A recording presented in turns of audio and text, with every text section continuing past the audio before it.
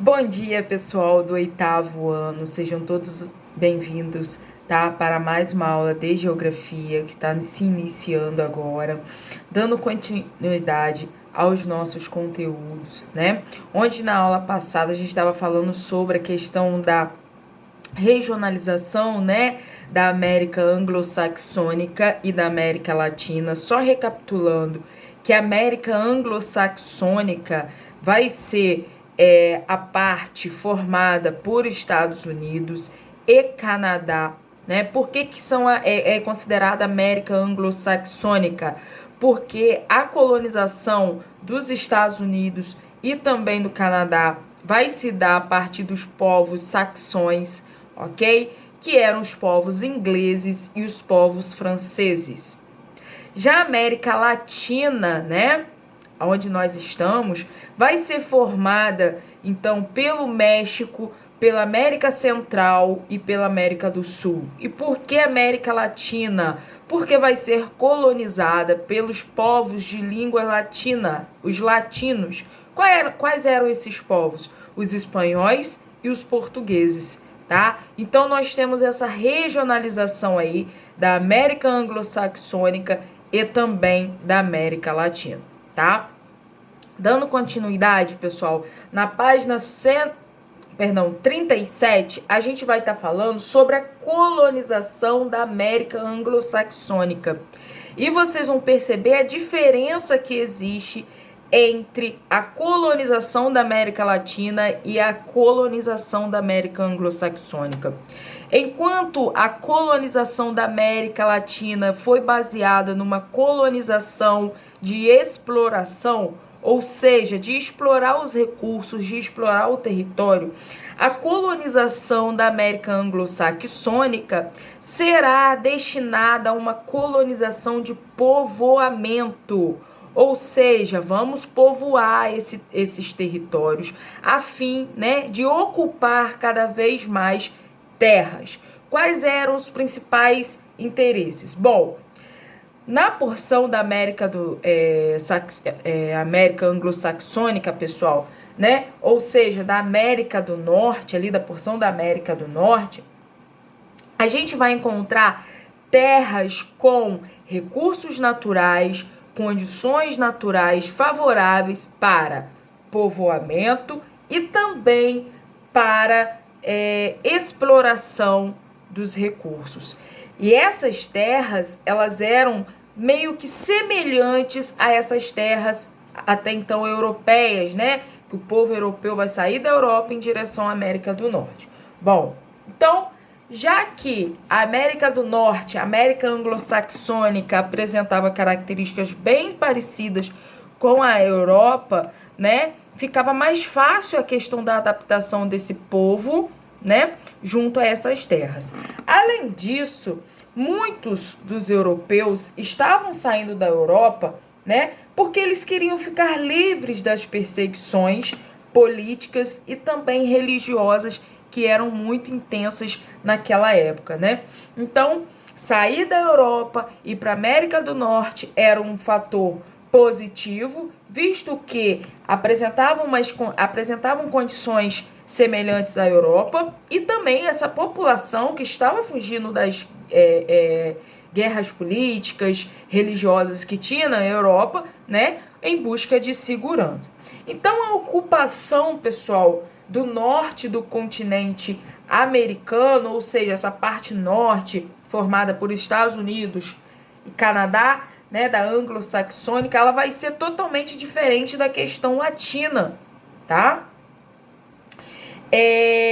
Bom, ao longo do século XVI, essa porção ela vai ser meio que ignorada pelos europeus, tá? Vai ser a partir do século XVII, né, que terão, na verdade, vários fatores que vão impulsionar a emigração dos ingleses e também, mais à frente, dos franceses para a colonização da porção da América anglo-saxônica, tá? Seguindo aí, na página 38. Bom, como eu falei, na parte aí da América anglo-saxônica, a gente vai ter uma colonização de povoamento.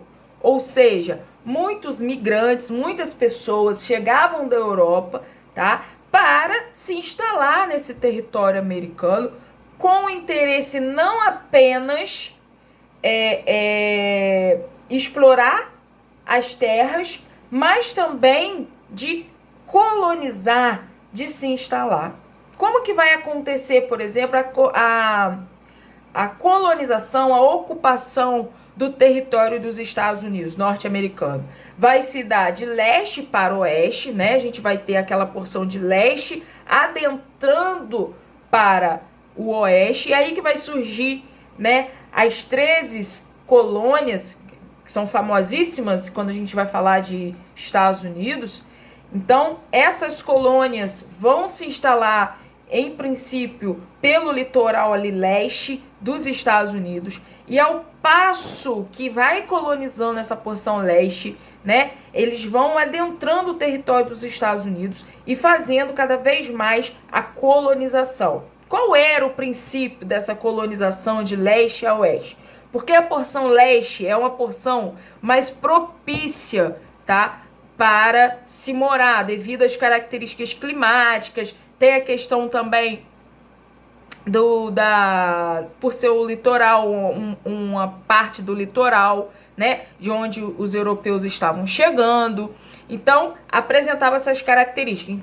Ou seja, era primordial ter, então, a colonização daquela parte leste ali dos Estados Unidos, em princípio, e depois aumentando esse processo de colonização até adentrar as porções, a porção oeste também, né?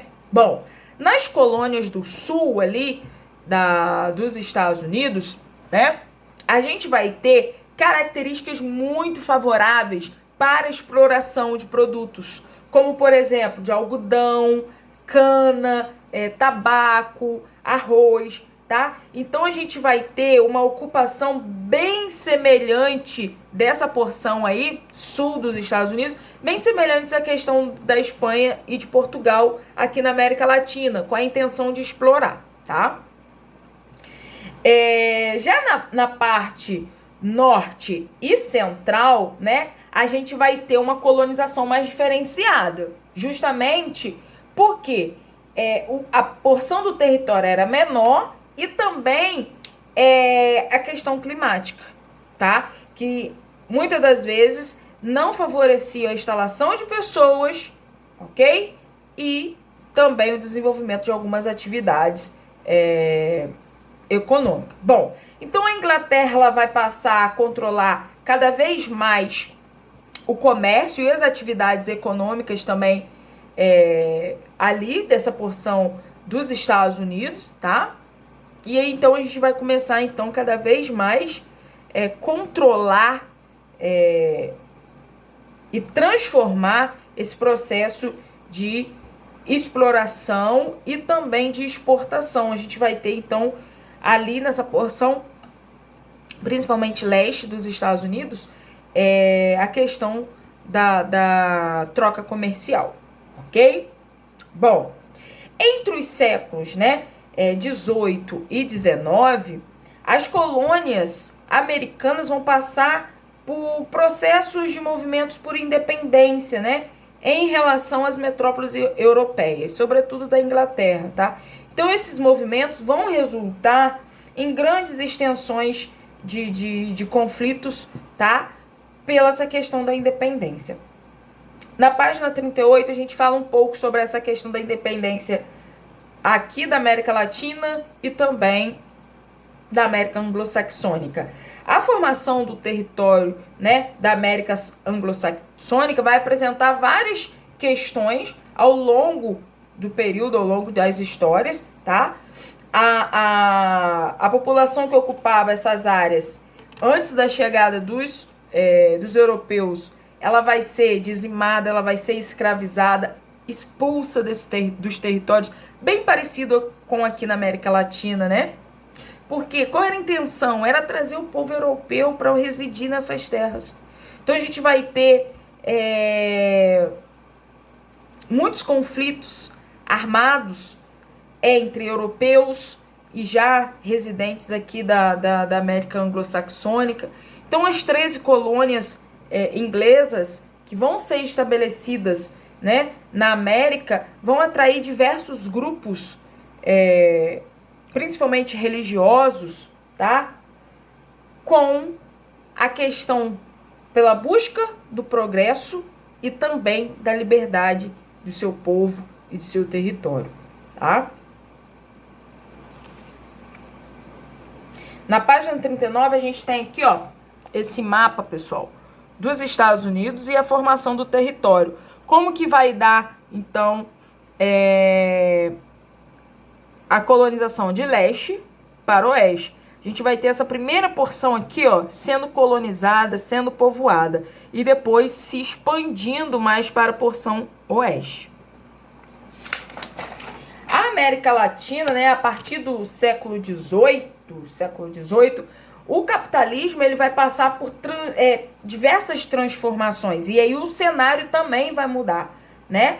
Ou seja, a gente vai ter novas formas de organização do trabalho, a gente vai ter inovações técnicas, né? E isso vai possibilitar a criação de novas ferramentas, de novas técnicas, principalmente com a invenção da máquina a vapor, tá? Bom, a Revolução Industrial ela vai alterar significativamente a estrutura também da circulação do capitalismo, ou seja, do capital, porque a gente não vai ter mais aquela questão só do comércio, mas também da produção, né? As indústrias inglesas, elas vão expandir cada vez mais seu mercado produtor, e isso vai também se expandir para o consumo, né?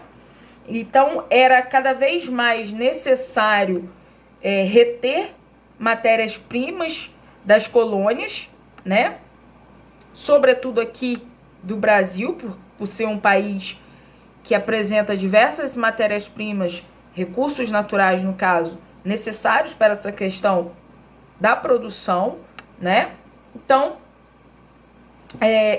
lá na América anglo-saxônica, por exemplo, a Inglaterra e a França, né, elas vão disputar aí um capitalismo mais industrial, mas aqui aqui na América Latina, né, Espanha e Portugal ainda vão continuar com um discurso de exploração. Então, quando a gente trabalha a industrialização, pessoal, da América anglo-saxônica e da América Latina, é fácil a gente perceber a diferença entre esses processos de colonização. Enquanto Inglaterra e França, né, estavam tentando expandir suas indústrias lá nos territórios da América anglo-saxônica, Portugal e Espanha ainda permaneciam com aquela questão da exploração das matérias-primas aqui na América Latina, né? Então, assim, de um lado a gente vê territórios sendo desenvolvidos a partir de indústrias, né, e territórios sendo massacrados pelas questões da exploração. Então, quando eu falo que o problema não é quem colonizou, mas a forma que foi colonizado, que foi explorado, né, é a grande questão. Se a gente parar para analisar a forma com que a América anglo-saxônica foi colonizada e como nós latinos fomos colonizados, a gente começa a perceber o porquê da América anglo-saxônica ainda ser mais desenvolvida do que nós latinos, tá? E isso acontece até hoje. Se a gente for parar para analisar, essa questão acontece até hoje e é resultado, sim, desde lá do período da colonização, tá? Bom, pessoal, fica atento ao sistema que eu vou colocar as atividades para vocês que devem ser realizadas, ok? Obrigada pela participação de cada um de vocês e até a nossa próxima aula.